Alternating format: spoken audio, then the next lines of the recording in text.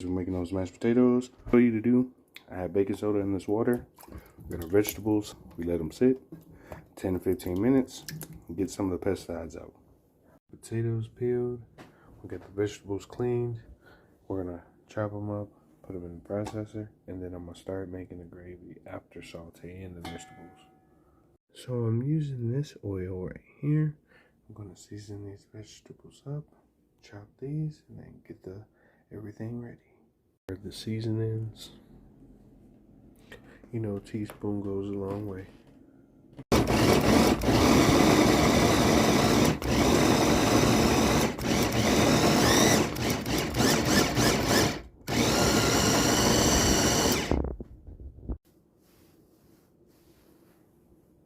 Get the potatoes boiling right now, and then I'm about to saute the vegetables. And then after I saute, clean the pan, and we'll make gravy.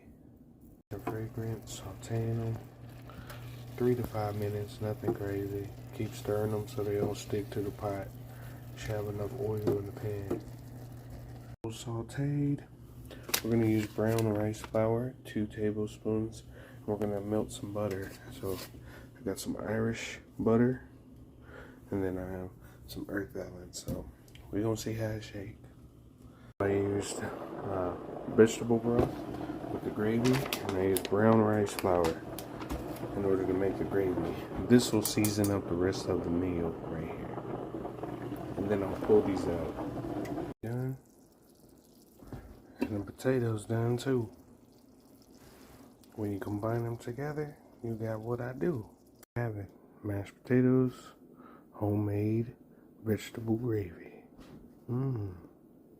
This is an additional step. I added some heavy cream and then a little more seasoning. I combined the gravy and the potatoes together. Once it sits, it'll turn into more like a potato porridge, but